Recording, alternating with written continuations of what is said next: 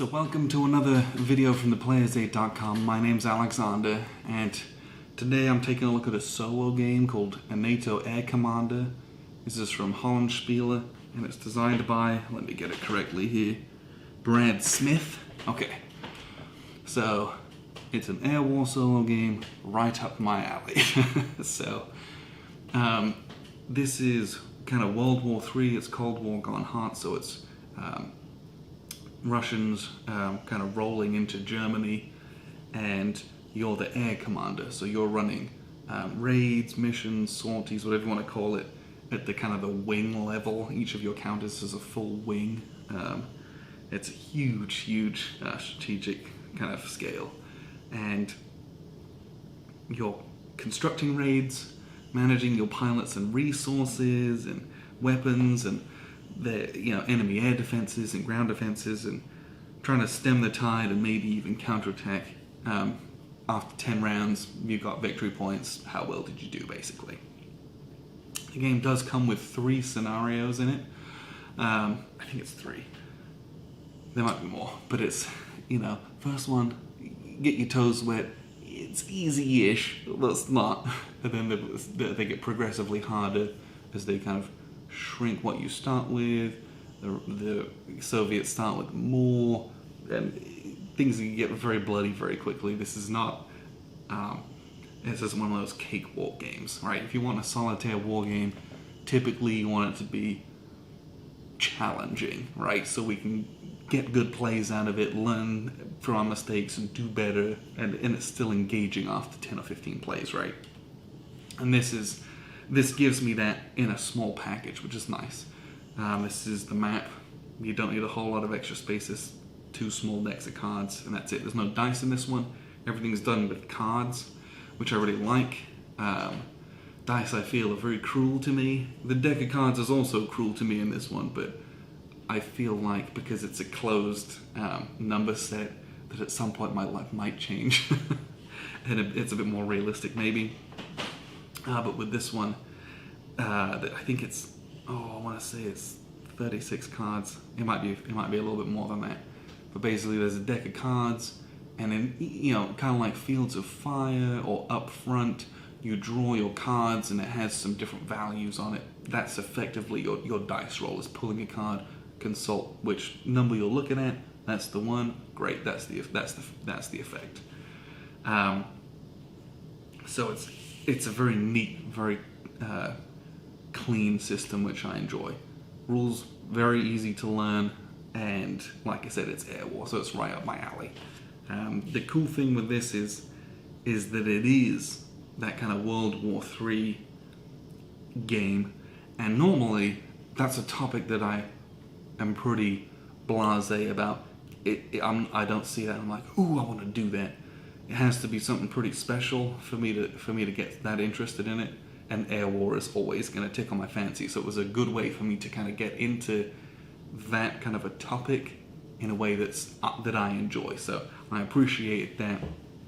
It gave me some good flavor. You don't see all the tanks on the ground or anything. Everything's very abstract, but I get the modern jet planes and fighters and bombers, and I get to use those in a modern situation, which is cool. I enjoyed that a lot.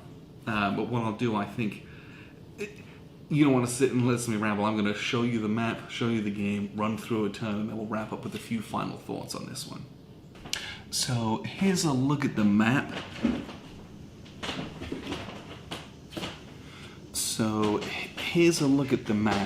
And here we are. This is sort of mid-game, so to speak. This is turn 4. I'm in the middle of doing a session of this. And basically you've got how the map actually plays out, kind of your strategic display, and then here you've got all of your record keeping, so to speak, and your organization up here. We talked about the 2 decks of cards here. No dice in this one. Everything's done with your deck of resolution cards here. So the resolution cards all have the same thing on them, apart from this one like shuffle card. But these cards have a bunch of different values, and depending on what you're resolving, that's what you're going to look at. So these have, you can see there's an air intercept, a ground defense, an attack resolve, WP reinforcements, which is Warsaw Pact, NATO reinforcements, and there's also an event here, and then in the bottom corner down here there is a number. It's the number of the card, but that also relates to losses. When you have to take losses, that number you'll reference, and I'll show you a turn here, and that's kind of, you'll see how that works. I imagine we'll take some losses. It's very typical. There's also a very, very small deck of these objective cards, and the objective cards, again, these are very similar, but it tells you this is what you need to do. If you complete it, you get good stuff. If you don't, bad stuff happens. Very, very simple. There's a small deck of those as well. We'll kind of walk through a game turn here as much as we can without getting too kind of caught up in all the different rules. We'll kind of explain some of these tracks as we go, because some of them mean different things, and their actual, the names, I'm going to double check some of them just so I give you the right acronyms. There was a little bit of learning in this one. Things like OCA, DED, DEAD, DCAP, PGM. There's a lot of acronyms and things like that. Takes a couple of seconds to get used to what's the difference between OCA and then down here OEW. There's not a lot, but read the rules nice and thoroughly. There's only like 8 pages, but it's you get there after about 4 or 5 turns into a game. You know what everything means, and you know how the different parts of the game interact. So if I'm going to go and send guys on OEW escort, I know what that means, and I know how it's going to affect gameplay. You know, I know if I do an OCA raid, what I'm expecting it to do, and you know, that I can do my timings and things like that, which again, we'll get to here in just a second. So, the game basically starts with, you draw objectives for the turn, and you basically, your objective deck, you draw 2 off the top, and these are the 2 things. So these are 2 things you are trying to achieve. You're trying to manage the game state as well overall, but if you do these 2 specific things, you can reap some extra benefits. And if you don't, there are punishments at the bottom. Lose 2 RPs, which are repair points, things like that. Repair points are your currency for fixing your planes, buying PGMs, which is precision guided missiles, laser bombs, all that kind of stuff. You can also buy hotshot pilots with those RPs, and so it's important to have as many RPs as possible. So losing them from frivolously not doing your missions, or not gaining them at least from completing your missions, you know, some choices to be made there. So we have here our objectives. Commander Centag, Center Army Group, requests 2 close air support hits in Sector Echo. Okay, and then our other one is Commander Northag, North Army Group, requests 3 close air support hits in Sector Bravo. So you can see on this strategic display, there's basically 6 tracks: Alpha, Bravo, Charlie, Delta, Echo, and Foxtrot. And these are all filled up with blue NATO units at the start of the game, and there's one Russian Warsaw Pact unit in the starting box of each one of these, and they're slowly trying to just move along these tracks. And they do that by amassing their strength point numbers. So this is like a 7, this is a 7, this is a 2, this is a 7, 4, and a 6. Kind of in some bad shape down here on our Linz and Salzburg track down at Foxtrot. We've done a decent job of pinning them back on the Munich track, as well as in Hanover. This is a little bit scary as well down in Nuremberg. But basically the Warsaw Pact are trying to defeat these NATO units and move along. As they do so, they'll pick up victory points from these numbers, and they're trying to get as many victory points as they can. and determine victory at the end of 10 turns. So I am trying to do these 2 objective cards, but at the same time I can't neglect the other tracks because I'll just get 1 done as well. So you've got to try and do as much as you can with your limited resources. Now, limited resources, I got this huge pile of dudes. This is my only, and it is very minor, quibble with this game, is this basing box isn't particularly practical. You've got a ton of guys in there, and most of the time I just keep them off board. So I've got my objectives, so I know kind of what I'm going for. The other thing you're going to do is you're going to deal some resolution cards into each of Alpha, Bravo, Charlie, Delta, Echo, and Foxtrot here at the top of the map. And this is just some cards which... These will be used for Warsaw Pact reinforcements at the end of the turn.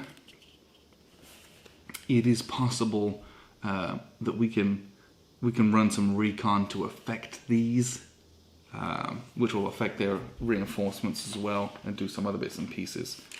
So during the recon phase is a little bit abstract. There's basically 3 different recon missions that you can run, and you run as many as you want to until you fail a mission or until you don't want to run anymore. More often than not, you'll do it until you fail. And how and when you do them is very important, because if there's a really, really important recon you want to do, you got to do it first. In case you mess it up, you didn't even get a chance to do the other one. So the first thing that we're going to do is we're going to do a locate headquarters. And what locate headquarters will do is that it'll enable us to do a decap mission. And decap missions have some special effects when we do them, and we'll get there. So what I'm going to do with Recon, it kind of says down here, with Recon, you flip a card on a 5 or less, you're successful. So I'm just going to flip a card and we consult the blue number at the top. It's a 1 in this case, so our mission is successful. So what that means is that we can now do decap missions, and decap missions, they allow us to, basically we can choose, we can draw a card and we can manipulate what it does. If it's garbage, we can get rid of it, and then on top of that, we can also do things like draw some extra cards. This gives us some flexibility if we succeed at doing that. Our other recon missions that we'll do is we will try to do some battlefield surveillance. So again, really simply, we're gonna flip a card and we look at that top number. This one's a 9, which means we fail our recon mission. So we don't succeed at identifying their headquarters, and what that does mean is that our recon phase is over. Can't do any more recon missions. Our other recon missions would be to try and it's called locate staging areas, and it helps us to look at these cards up here for reinforcements, and it has some other effects as well. Now we've got our basic air planning phase. So we know we've got a couple of objectives here we're trying to complete by going to Echo and Bravo and doing a certain number of hits. And to do that, we've got to do some raids here. Can't just focus on Echo and Bravo though. We've either got to affect some other tracks that might be in need, or try to improve our kind of game state as well for the long run. And this is where things get a bit messy. There's just a lot of guys. So the first thing we're going to do is, I always like to do either a DAD or an OCA raid with my stealth bomber. And the stealth bomber's got some special properties. Normally, a raid has to have a bunch of guys flying it. Usually at least 3 to have any kind of decent chance of success, especially in the early game. The stealth bomber can evade a lot of things and kind of skip over some bits and pieces. So he's got a good chance of being successful just on his own, right? So we've got a decent dead number So we're going to go with the OCA mission because our OCA is pretty pathetic at the moment. So he's going to do an OCA. You put him in the primary box because that's the primary kind of mission that he's doing. He doesn't need air escort because he's a stealth plane, and he doesn't need. This is surface defense. I don't remember what it stands for. There's a very slim chance he'll get shot down, and it's a chance that I'm always willing to risk. At this part of the game turn, 4 turns in, I've done a couple of decap raids. He gets hit on a 10. If you pull a card and it has a 10 in that green ground defense value, he'd be immediately removed from the game. But the decap allows us to take some cards out of the deck. I've taken at least one of those 10s out, so I'm feeling lucky with him, feeling a little bit safe doing that. Now, we need to land at least 3 close air support hits in Sector Bravo, which is over here. Now, this track is in decent shape, so I don't want to overcommit to this. To do 3 hits, we're going to kind of look at our plane values here. So if you look at the Warthogs here, they have a 072, and then on the left, that's your right, isn't it? I think that's an F-16, it's a 522. So the number on the left, the 005, that's its air value, like air-to-air combat. Obviously the Warthog's hot garbage. The middle value is its ground attack value. 7's, very, very good. 2, F-16, not that great. And on the far right, is its strike value. Now, strike is for precision targets and bombings. So OCA is going to use a strike value when you resolve its attack. Well, this guy's got a 6. He's a precision bomber, okay? Some of these guys have 7s and 8s and are really, really good at doing that. And the rules tell you which raids use what. But for close air support, you're going to use the regular ground attack value. So, if a raid is successful, and we do a close air support mission, we calculate all of the ground attack values. So this is 14 divided by 5, drop all fractions, that's how many hits you do. So 14 divided by 5 is 2 and a bit, we drop the bit, it's only 2. Well, we need 3 hits in Bravo. So what we're going to do is, we've got 14, we only need 1 more ground attack point. So we can basically take anyone that we want. So let's not waste anyone. Let's try and use someone who's not that great. Everyone's half decent. We'll take this guy. So we have 7, 7, 4, and they're going to go in, we'll put them in raid box number 5, just for funsies. And then this 5, we're going to put this in the close air support, CAS, in Bravo. We're trying to get 3 hits in Bravo, so that's what we're doing with those guys. Now, these guys need to have air escort and surface air defense. So we need to send along a good fighter with them as well. So let's send along, let's send along this guy. He's got a 5 air attack value. That's decent enough. We might totally mess it up here. No, sod it. Let's send our Canadian friends over. I feel better with that 6. No. We'll send the send the F-22s with it. Okay, this is what we're gonna do. Alright. He's got an 8 attack value for air defense. We're gonna be solid. Now we do need some ground air defense. So we're going to send along a British Harrier. He's got a 5 attack value for the ground, so he's gonna be pretty decent there, I think. So that's 1 raid. We do have to also attack Echo. So for Echo, let's see, same difference. We don't need to commit too much to Echo. We just need to do a couple of hits. So for Echo, we'll stick him in here. For this guy, I don't have any A-10s left. I've only got 3 of those. So I'm going to spend a PGM, and I'm going to give him precision guided missiles. which doubles his attack value. So he's going to drop 14, which is plenty to get those 2 hits. We'll also give him some hardcore air escort support, and we'll do another Harrier. So those are fairly similar in their raid types. Now, we did enable the capacity to do decaps with our Recon, so we're definitely going to do that.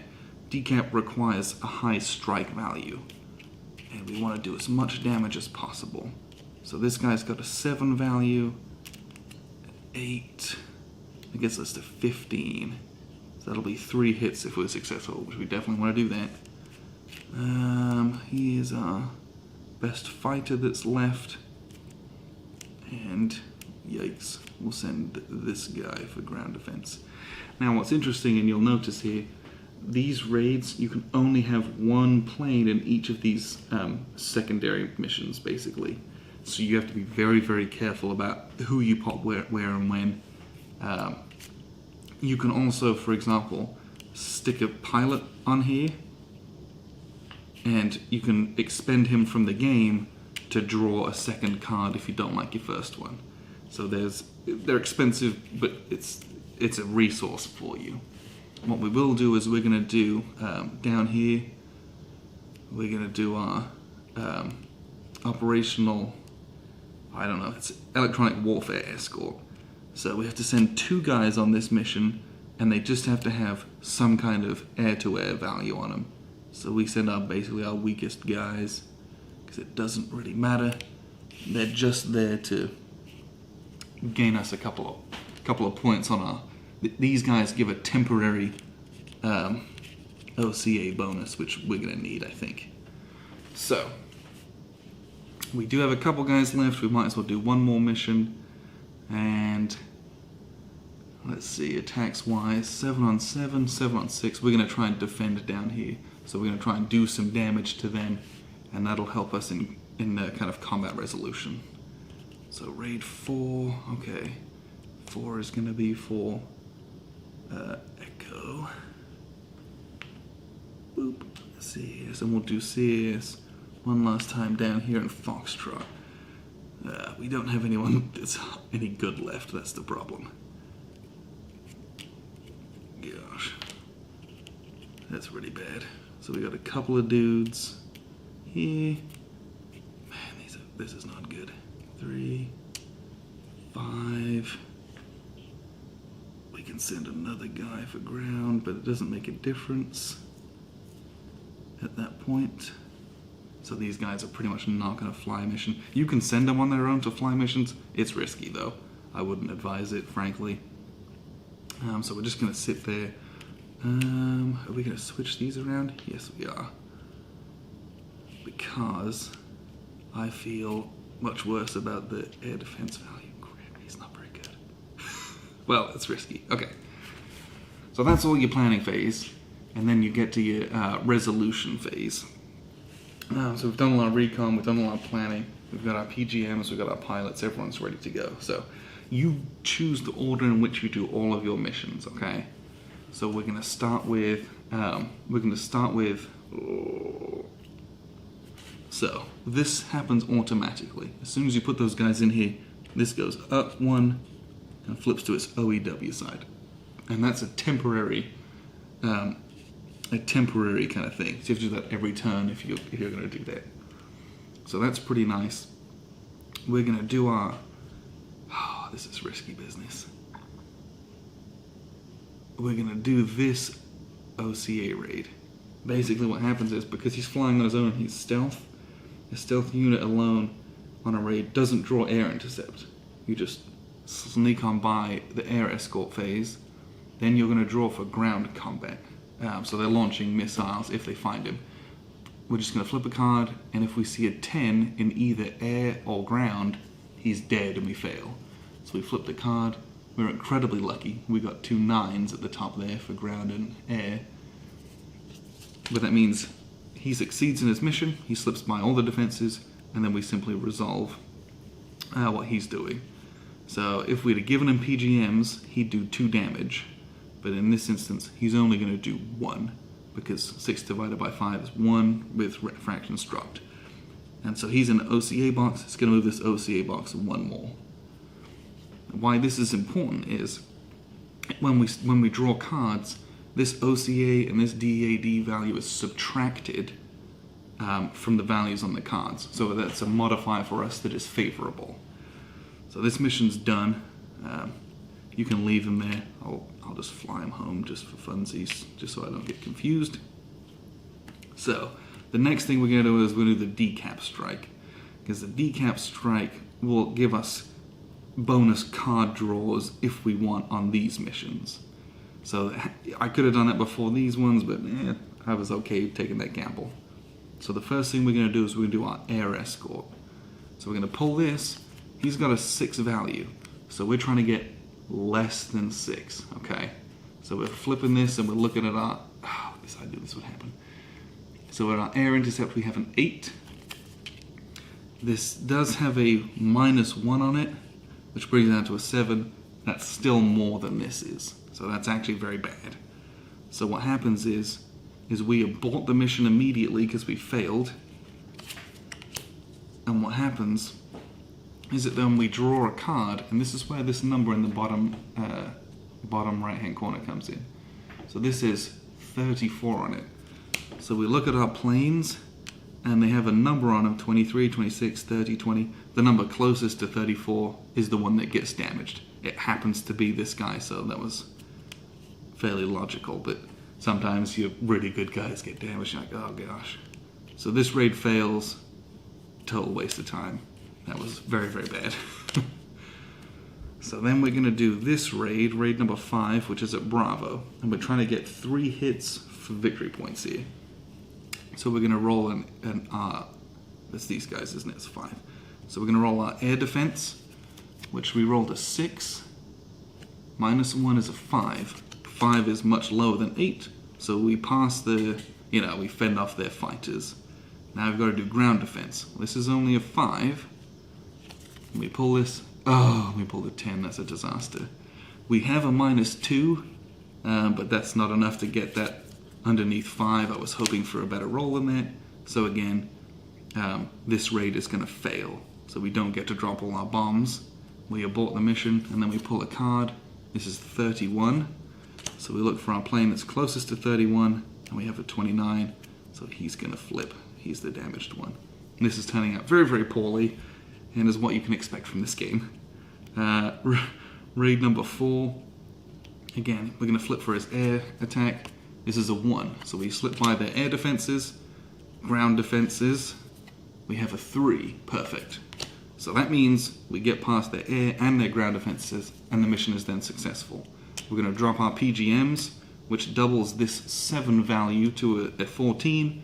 Divided by 5 is 2 with fractions dropped. So we're going to do 2 hits to them. So 2 hits, and that's down here. So we put this 2 hits in this close air support box. And that's a modifier for combat later on and some bits and pieces. That was a failure, absolute disaster. And here we've got raid 3 down at Foxtrot. So we're going to roll air defense, and we rolled a 9 -1, also a fail. And then we're going to roll a 7 for our losses. This guy is closest to 7. So he's going to flip. Oh, that was just the worst. This is what it's like gaming with me, by the way, where everything that can go wrong does go wrong. So that's all of that kind of air resolution phase. So normally you do a whole bunch of damage here. You could move the tracks up from all of your different raids and things that you've done, but not when you're playing with me.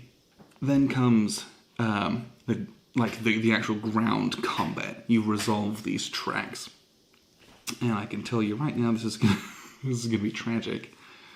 So what's gonna happen is basically this has a 6, this has a 6. We're gonna flip a card, and we're going to add to the NATO value the 4 attack. So we have a 10 to their 6. That's very, very good. We succeed. They go down to a 5. Nothing else happens. Here we have a 4 to a 4. We flip a card. I have a 2. which makes it 6-4, same thing. They go down 1, and it's because they can't retreat anymore as well. Well, it's not, no, they just go down 1. Here we've got a 7 on a 7, and we rolled a 0, which is very bad. So with a 0, it means they're equal to us. And it's as simple as we lose all of our steps, and they move up 1. And now it's a 7 on a 1 next turn. Not good. Down here we've got a 7 on a 6. 7 on a 6. We have a 1, so it's a 7 on a 7. It's still equal to, so that gets removed. And they move up here. They get 2 victory points. 1, 2. And up here we have a 2 on a 3. But we also have 2, so we have 5, 6, 7. 7 on a 2 is more than double. So normally we would, so they take a loss. Normally, if for example we were here, they would be forced back.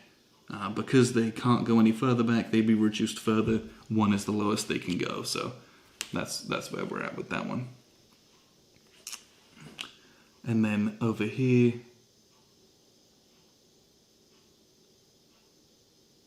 we've got a 7 on a 6, and we have a 5. Oh, excellent.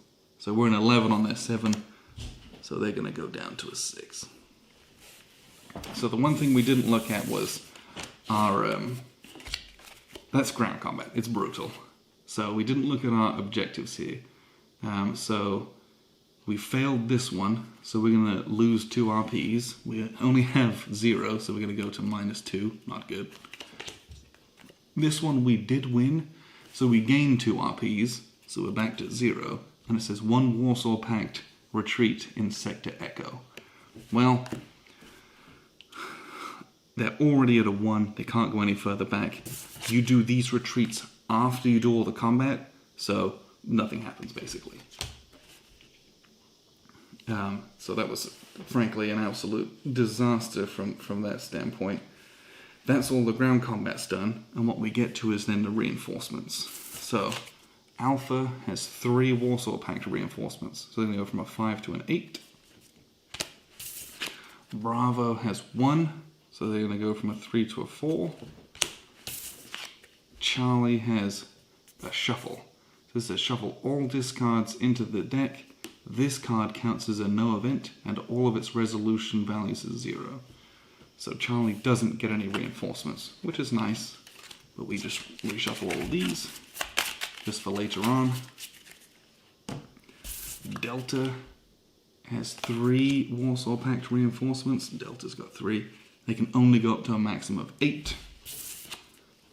Echo's got 2, so they're going to go from a 1 to a 3.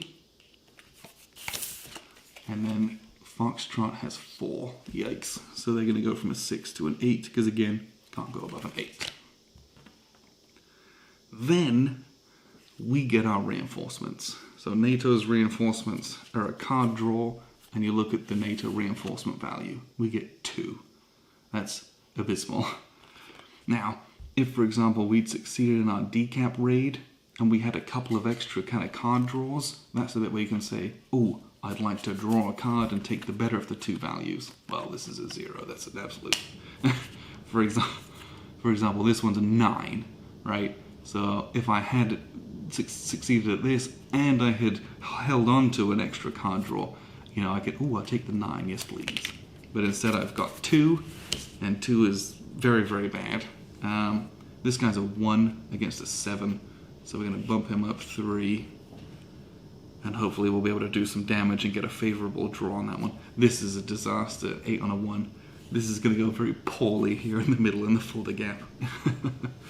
But that's reinforcements. Then you just do an event. So you pull a card and do the event. This one says no event. That's very boring. This one has move the OCA marker 1 space to the right. If it is already on the rightmost space, reduce the Warsaw Pact VP by 1. So you can get some free bonuses on here. This one says, choose any one NATO ground force and increase its cohesive value by 1, so you just get a free reinforcement. This one, no effect. This one, choose any one Warsaw Pact force and move it one space right. If already in its starting space, reduce Warsaw Pact VPs by 1.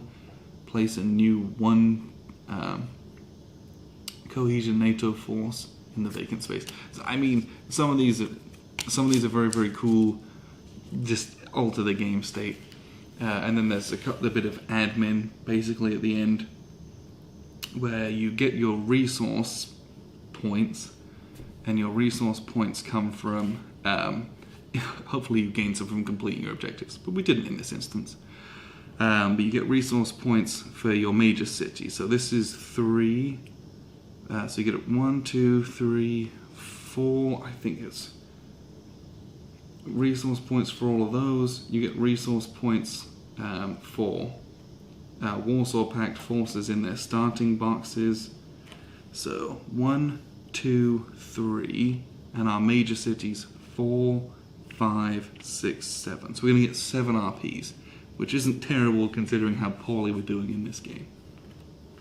With your RPs, you can spend 1 RP to fix this guy, you can spend an RP to fix this guy, and then 1 more to make him available, so we'll have all of our ships. So that's 3 RPs, 1, 2, 3. Then we've got options here. It costs 3 RPs to buy a precision guided missile. So we're going to do that. 1, 2, 3, because those are very, very, very valuable. We've got 1 RP left. Can't really do a lot with that because there's nothing to repair, and it costs 2 to buy a pilot. So we're just going to kind of sit on that for next round. And the timing's important because you do all your repairs, and then you put everything. So these guys who flew this turn are going to go into the damaged box, and everything else becomes available again, basically. This guy was damaged. So next turn I'm going to have to, have 6 VPs to make 6 RPs to make these available, or spend a couple to get them in here, and then another turn after that, and then you go again, basically. But it's really neat. You got these tracks just pushing at you relentlessly, very, very hard, and it's trying to get as many good raids as possible. If you can get these DEAD tracks up here to 9, and the OCA tracks up to 5 and 7, sorry, you can then start risking, not sending a couple of these guys out, or having lots of weaker raids, because you can do more, but this is very hard to do and balance actually completing your missions and holding back the Red Horde. So what I'll do is I'll wrap up with a few final thoughts here. So that was a look at the game, and it was also very typical of what happens to me in these games. This is not an easy game by any means. If you had a couple of good lucky card pulls, you could do yourself, set yourself up for a bit. And there's certain recons and missions that you can do that allow you to kind of remove certain cards from the game. So I do those to try and help my stealth bomber be less fragile on those. If you ever roll a 10, I remove the 10s from the game. The problem with those 10s is they've got really good events on them, so there's some choices to be made there. But creating the raids and the planning is something that I enjoy a lot. I think that's a big reason why I like things like Phantom Leader and Thunderbolt Apache Leader, even Warfighter, those DVG games they put out. There's a lot of planning that goes into those, but it's not too crunchy. I'm not sat here with writing everything out and getting a spreadsheet. It's, here's my planes, get a couple missiles on them, right? That's how Phantom Leader is, and then you launch and go. But you see what you've got, and then you've got to make it. Here you've got a whole, the entire of the NATO Air Force, basically. And you have to pick and choose, alright, this guy's really good at this, but which raid am I going to do it with? I can do these 2 big raids for my objectives. What other raids can I afford to do? As you get really high on that OCA and DAD track, you can afford to maybe not commit to those raids, so that frees up more planes to do more close assault raids, which helps you in the long term. So there's a lot of really neat decision making and just putting together the raids. And frankly, that's the thinkiest and the most involved part of it. After that, you're resolving, pulling some cards, seeing what happens, and then you do all the ground combat with all the modifiers that hopefully you've put out lots of, which I never do because all my raids fail because I'm a terrible NATO commander. But that's a story for every other wargame I've ever played, frankly. But all in all, this gives me a lot of what I like in solo games. It's got a smallish footprint, which I appreciate, because I can leave it on the table and my family don't get mad. This one I have also, I've also set up in the corner of my cubicle at work at times. I played around with that on lunch breaks, because this is like just about compact enough where I can get away with doing it without too many people coming over and asking. But it gives me enough crunch and enough decision making where I feel like it's meaningful, and it is meaningful. There's the random card draw deck, but it's not as random as dice chucking as far as I'm concerned. Especially because you can start cutting those cards out. Risky, but you can affect the deck slightly. And then doing these tracks over here is almost like States of Siege, but there's a bit more involved in it. And I like this probably more than that. Those are very simple games. They're fun and enjoyable and quick and good history, but I think I like this more where there is a bit more crunch and a bit more meat to it. But the other thing I like in a good solitaire game is narrative as well. I think it's important that a solitaire game brings you into it and you can get a good story out of it.